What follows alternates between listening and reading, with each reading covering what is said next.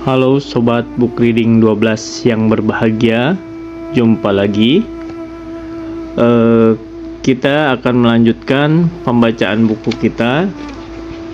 Masih dengan buku Fihi Ma Fihi, Mengarungi Samudra Kebijaksanaan, karya Jalaluddin Rumi.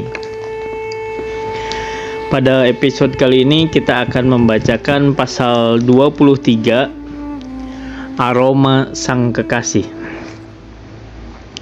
Bismillahirrahmanirrahim. Maulana Rumi berkata, "Aku ingin pergi ke Tukot karena daerah itu sangat hangat. Meskipun Anatolia juga daerah yang hangat, tapi mayoritas orang-orang Roma yang ada di sana tidak memahami bahasa kita, meski sebagian dari mereka ada yang mengerti." Pada suatu hari, aku sedang berbicara di tengah-tengah para jamaah, yang di dalamnya ada sekelompok orang kafir. Di tengah-tengah pembicaraanku, tiba-tiba mereka mulai menangis, menunjukkan raut muka kesedihan, dan mencucurkan air mata. Salah seorang dari mereka bertanya, apa yang mereka pahami dan ketahui. Hanya ada seorang muslim di antara ribuan muslim yang bisa memahami ucapan semacam ini. Apa sebenarnya yang mereka pahami sehingga mereka menangis sedemikian rupa? Maulana Rumi menjawab, mereka tidak harus memahami makna kata-kata ini. Akarnya adalah kata-kata itu sendiri, dan mereka sudah memahaminya. Yang terpenting, semua manusia mengakui keesaan Allah, bahwa Dia adalah Maha Pencipta, Maha Pemberi rezeki, dan Maha Pengatur. Segala sesuatu akan kembali kepadanya, siksa dan ampunan juga darinya. Ketika seseorang mendengar ucapan yang merupakan sifat-sifat Allah semacam ini, yang berarti kita sedang menyebut-nyebutnya, maka ia bisa merasa sedih dan mencucurkan air mata, karena dari perkataan seperti ini tercium aroma sang kasih yang merupakan tujuan. Meskipun jalannya berbeda-beda, namun tujuan tetaplah satu. Tidakkah kamu lihat bahwa ada banyak sekali jalan menuju Ka'bah? Ada yang berjalan dari Roma, dari Syam, dari Persia, dari Cina, dan ada juga yang menempuh jalur laut dari India dan Yaman. Demikianlah jika kamu memikirkan jalan-jalan tersebut, maka kamu akan menemukan banyak sekali perbedaan dan tampilan yang tak terbatas. Tapi jika kamu melihat satu tujuannya, maka semua akan tampak sama dan berujung pada satu hal. Semua hati tertuju pada Ka'bah. Setiap hati memiliki hubungan, kerinduan dan kecintaan yang mendalam kepada Ka'bah. Dan di sini tidak ada ruang untuk perbedaan. Hubungan erat itu bukanlah kekafiran maupun keimanan. Sebab perbedaan jalan seperti yang sudah disebutkan tadi tidaklah bermakna ambigu.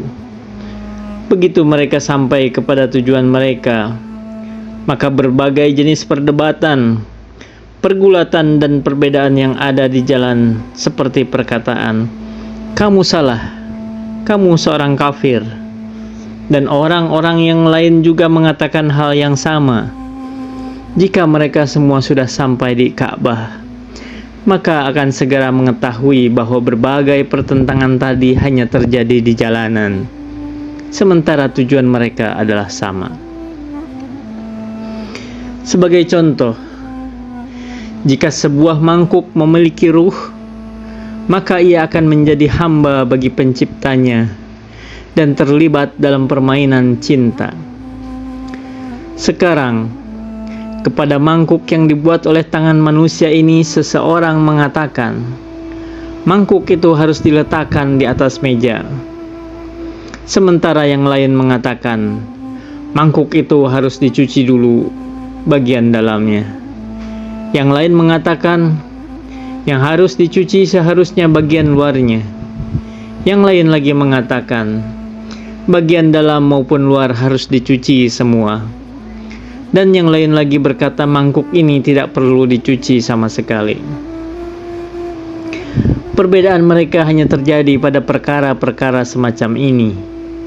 Adapun fakta bahwa mangkuk itu diciptakan oleh seseorang yang memiliki kecakapan tertentu, tidak mereka lihat sebab mereka semua sudah menyetujuinya dan tidak ada lagi perbedaan di antara mereka mengenai hal itu. Mari kita kembali ke pokok bahasan.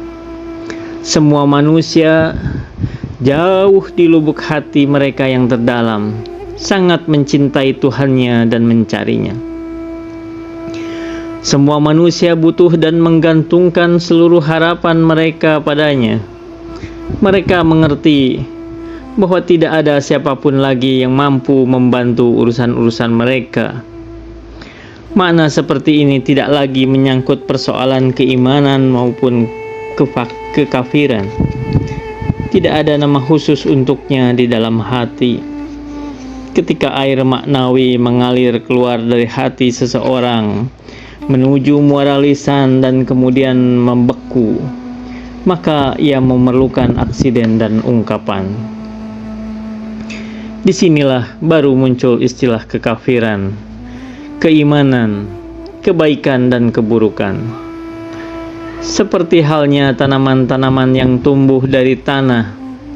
Pada mulanya tanaman tidak memiliki bentuk, namun ketika sudah keluar dari tanah dan menyembul di atas bumi, tanaman ini tampak di hadapan mata sebagai bentuk yang lembut, indah, dan berwarna putih.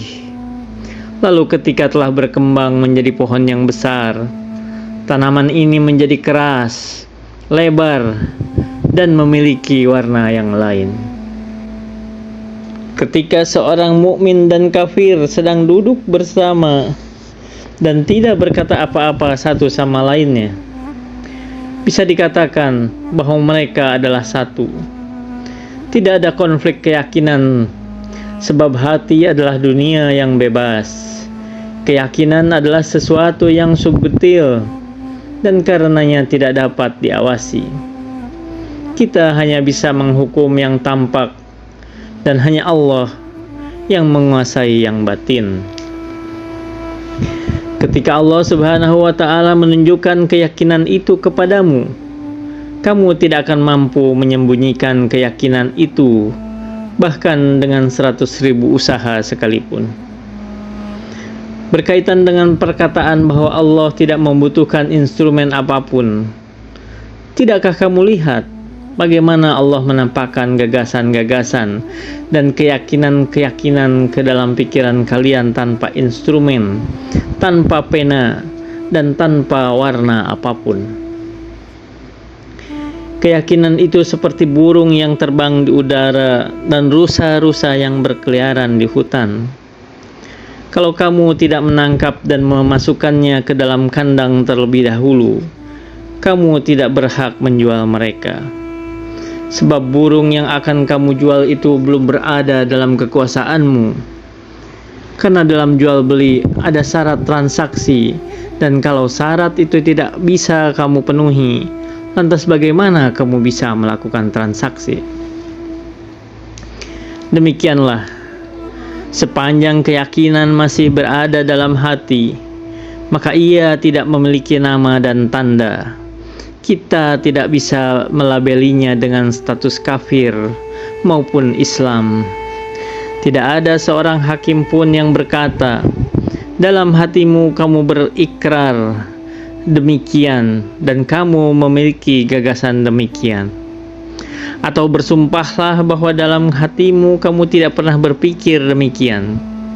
Seorang hakim tidak mungkin berbicara begitu, sebab tidak satu orang pun yang bisa menilai hati orang lain. Keyakinan itu seperti burung-burung di angkasa. Ketika keyakinan itu sudah diekspresikan dalam kata-kata, barulah kita bisa menghukumi dengan muslim, kafir, benar atau salah. Ada sebuah dunia bagi tubuh, dunia bagi gagasan-gagasan, dunia bagi imajinasi, dan dunia untuk praduga. Allah Subhanahu wa Ta'ala berada di belakang semua dunia itu, tidak di dalam ataupun di luarnya. Renungkanlah bagaimana Allah bisa menciptakan gagasan-gagasan semacam ini. Dia menciptakannya tanpa ada bagaimana, tanpa pena, dan tanpa instrumen. Terkait dengan imajinasi atau gagasan ini, jika kamu hendak mencarinya dengan membelah dada manusia dan menajamkan pandangan demi melihat partikel demi partikel, niscaya kamu tidak akan pernah bisa menemukannya. Kamu tidak akan menemukannya dalam darah, dalam urat, di atas dan tidak juga di bawah. Kamu tidak akan menemukannya dalam satu organ tertentu, karena imajinasi atau gagasan memang bersifat non-materi, tidak berwaktu dan bertempat. Bahkan, kamu juga tidak akan menemukannya di luar dada. Apa yang dilakukan Allah pada gagasan-gagasan ini sangat subtil, hingga gagasan tersebut tidak berbekas. Renungkanlah betapa hebatnya Allah yang mencipta sesuatu tanpa ada bekas, dan betapa subtilnya Dia menciptakan semua ini.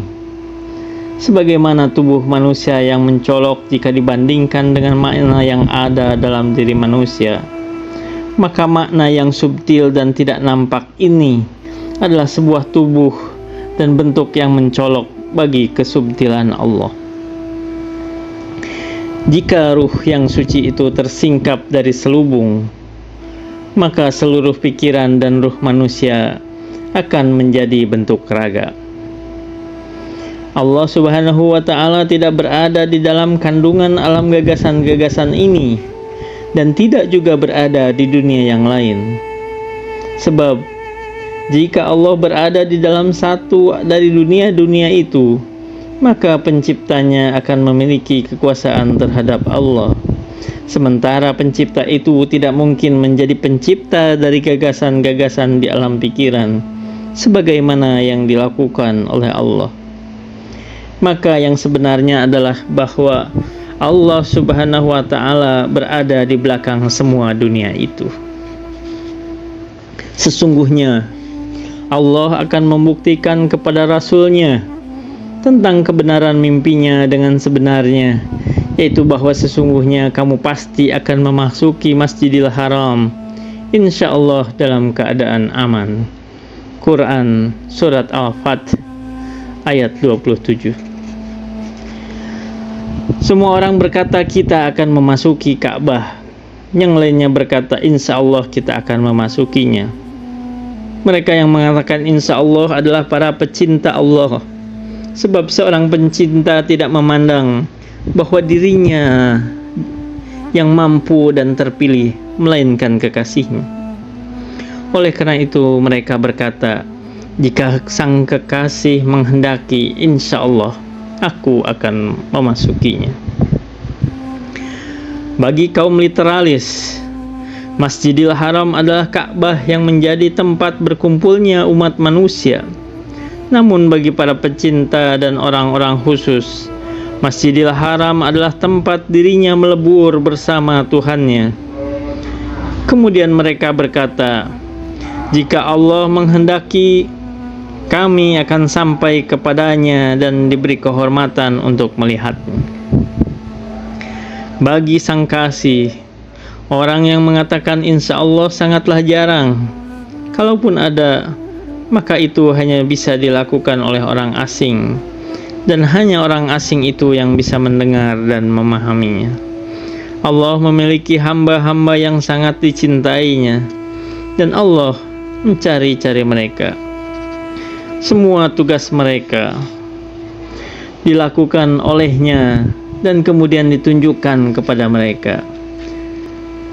Jika para pecinta sejati ini berkata, "Insya Allah aku akan memasukinya," maka Allah akan berkata sebagai ganti dari orang-orang asing tadi dengan perkataan yang sama, "Insya Allah."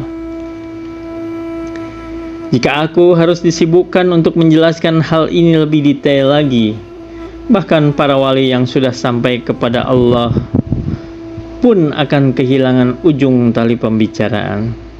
Lantas, bagaimana mungkin berbicara tentang rahasia-rahasia semacam ini kepada manusia? Pena telah sampai pada bagian ini, lalu ujungnya tiba-tiba patah dengan sendirinya. Jika seorang yang tidak bisa melihat unta yang berada di atas menara, bagaimana ia melihat seutas rambut yang berada di dalam mulut unta itu?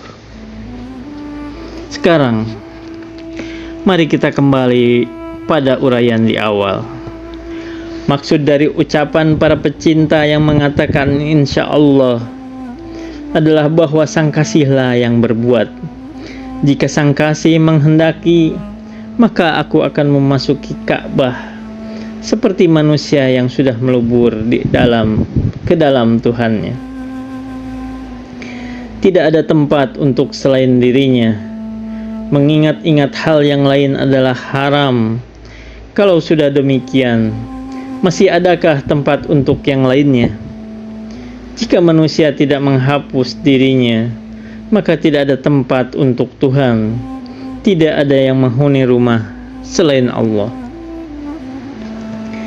Mimpi yang dititipkan Allah pada utusannya sesungguhnya adalah mimpi-mimpi para pecintanya dan orang-orang yang jujur.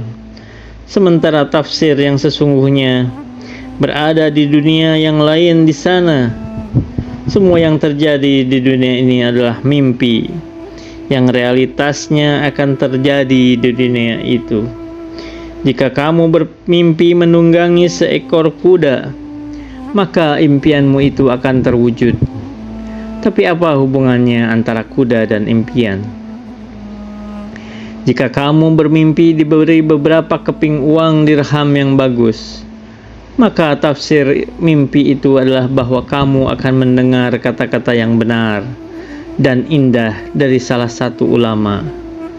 Tapi apa pula hubungan antara uang dan kata-kata? Jika kamu bermimpi diikat di tiang gantungan, ini berarti kamu akan menjadi pemimpin sekelompok orang. Tapi apalagi hubungan antara tiang gantungan dan dengan kepemimpinan? Dari sini, maka semua yang ada di dalam dunia ini adalah mimpi.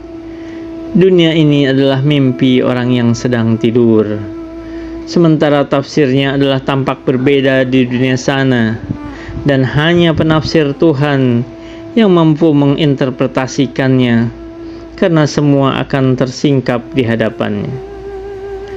Seperti seorang tukang kebun yang memasuki kebunnya kemudian melihat pepohonan, tanpa melihat buahnya di dahan, ia dapat mengklasifikasikan bahwa ini adalah pohon kurma, ini pohon ara, ini pohon delima, ini pohon pir, dan ini pohon apel. Karena hamba-hamba Allah yang sejati mengetahui ilmu pepohonan, ia tidak perlu menunggu sampai hari akhir untuk melihat tafsir mimpi-mimpi di kehidupan ini. Apa yang akan terjadi dan apa yang dimaksud oleh mimpi tersebut. Seperti tukang kebun ini yang mengetahui buah apa yang akan dihasilkan tanpa harus melihat setiap buah yang tergantung di dahan pohon. Semua yang ada di dunia ini, kekayaan, perempuan, dan pakaian, dicari untuk sesuatu yang lain di luar semua hal itu. Tidakkah kamu memikirkan bahwa ketika kamu memiliki uang 100.000 dirham, jika kamu sedang lapar tapi kamu tidak menemukan sepotong roti pun, kamu tetap tidak bisa memakan dan menikmati uang itu. Perempuan dicari demi anak-anak dan untuk menyalurkan syahwat. Pakaian digunakan untuk mengusir ganasnya dingin. Dengan demikian, maka semua hal di dunia ini memiliki hubungan dengan Allah Subhanahu wa Ta'ala. Dialah yang sebenarnya dicari, bukan sesuatu yang lain di luar dirinya, karena Dia berada di atas segalanya, lebih baik dari segalanya, lebih mulia dari segalanya, dan lebih subtil ketimbang segalanya. Bagaimana bisa kita mau mencari sesuatu yang lebih rendah darinya? Dialah tujuan akhirnya. Ketika seseorang sudah sampai kepadanya, ini berarti bahwa ia telah sampai pada semua tujuan hidupnya. Tidak ada tujuan lagi setelahnya. Jiwa manusia dipenuhi oleh berbagai keraguan dan kesulitan. Seseorang tidak akan bisa menghilangkan keraguan dan kesulitan itu kecuali jika ia benar-benar jatuh cinta. Jatuh cinta, jika cinta sudah merasuki jiwanya, maka keraguan dan kesulitan itu akan sirna dengan sendirinya. Karena cintamu kepada sesuatu yang akan membutakan dan membuatmu tuli. Ketika iblis tidak mau bersujud kepada Adam dan malah menentang perintah Allah, ia berkata, "Engkau ciptakan aku dari api sementara dia Engkau ciptakan dari tanah." Quran Surat Al-A'raf ayat 12. Wujudku terbuat dari api dan wujud manusia terbuat dari tanah. Bagaimana bisa seorang yang lebih tinggi derajatnya bersujud kepada yang lebih rendah? Ketika Allah mengutuknya karena dosa, perlawanan dan bantahan ini, Allah kemudian mengusirnya. Iblis berkata, "Ya Tuhan, Engkau telah menciptakan segalanya. Ini adalah kehendak-Mu, dan sekarang Engkau mengutuk dan mengusirku." Ketika Adam melakukan dosa, Allah juga mengusirnya dari surga. Allah berfirman kepada Adam, "Wahai Adam, ketika aku menghukum dan mengusirmu karena dosa yang sudah kamu perbuat, kenapa kamu tidak mendebatku padahal kamu memiliki argumen? Kamu tidak berkata segala sesuatu berasal darimu dan diciptakan olehmu. Apapun yang kau inginkan di dunia ini akan terwujud, dan apapun yang tidak engkau inginkan tidak akan pernah muncul. Kau memiliki argumen dan bukti sahih semacam ini. Kenapa kamu tidak mengatakannya padaku?" Adam menjawab, "Tuhanku, aku tahu itu, tetapi aku tidak ingin menanggalkan tata kramaku di hadapanmu, dan cinta tidak akan membuatku merasa tersakiti." Maulana Rumi berkata, "Hukum Allah ini adalah sumber mata air. Hal ini tak ubahnya seperti pengadilan kerajaan yang di dalamnya terhadap hukum-hukum raja, perintah dan larangan, politik dan keadilannya, baik untuk orang-orang khusus atau orang-orang biasa. Hukum-hukum raja adalah pengadilan yang tidak terbatas dan isinya tidak bisa ditabulasikan. Sangat bagus, bermanfaat, dan dengannya raja bisa menguasai dunia.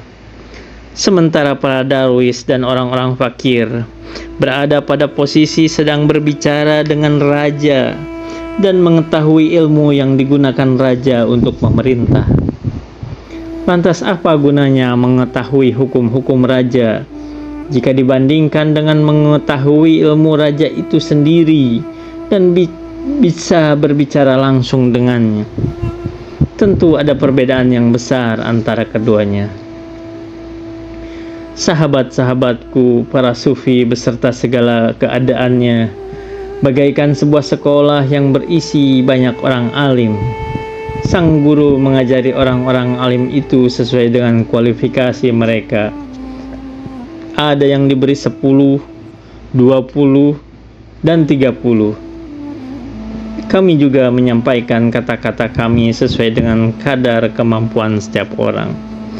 Berbicaralah pada setiap orang sesuai dengan kadar kemampuan otak mereka. Wa ma taufiqi illa billah. Alaihi tawakkaltu wa ilaihi unib. Wassalamualaikum warahmatullahi wabarakatuh.